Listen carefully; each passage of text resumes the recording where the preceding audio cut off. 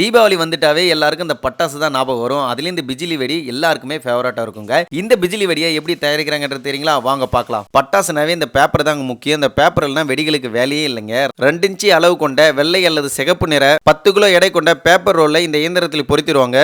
இந்த இயந்திரத்தில் பொருத்திய பிறகு நிமிஷத்துக்கு 100 பிஜிலி டீப்புகளை கட் பண்ணி ரோல் பண்ணி கொடுக்கும் இந்த இயந்திரம். கட் பண்ணிய பிறகு இந்த டீப்புகளை வெயிலில் 1 மணி நேரம் காய வைத்து பிறகு மருந்துகளை தடவதற்கு முன் 500 பீசுகளை கொள்ளளவு கொண்ட இந்த வளையத்தில் அடுக்க வேண்டும். முன்னொரு காலங்களில் இதை கைகளில் அடுக்குவார்கள். ஆனால் இதற்கு இப்போது இயந்திரங்கள் வந்துவிட்டது. நீங்க பார்த்துட்டு இருக்கீங்களே, இந்த ஒரு இயந்திரம் தான் இந்த டீப்புகளை அடுக்கும் இயந்திரம். இதில் நீங்க டீப்புகளை கொட்டிவிட்டால் அதுவே அடுக்கி அதுவே கொள்ளளவை கொடுத்துவிடும். சுமார் 1 மணி நேரங்களில் 500 வளையங்களை அடுக்கக்கூடிய திறன் உள்ளது. பிஜிலி டீப்புகளை வளையங்களை அடுக்கிய பிறகு இதை தொழிற்சாலைக்கு கொண்டு சென்று இதுகளை மருந்துகளை பொருத்தி காய வைத்த பிறகுதான் பிஜிலி வெடிக்கு காம்பு வைத்து காய வைத்து பேக்கிங் செய்வதற்கு குறைந்தபட்சம் 3 நாட்களாவது ஆகிவிடும். ஒரு பட்டாசு உருவாவதற்கு எவ்வளவு வேலைகள் எவ்வளவு நாட்கள் எடுத்துக்கின்றதை பார்த்துக் கொள்ளுங்கள். இந்த வீடியோ பார்க்குற நீங்க இந்த மாதிரி பட்டாசுகளை உற்பத்தி செய்வதை நேரில் பார்த்திருக்கீங்களா என்றதை கமெண்ட் பண்ணுங்க. கூடவே கககோபா சேனலை ஃபாலோ பண்ணிடுங்க.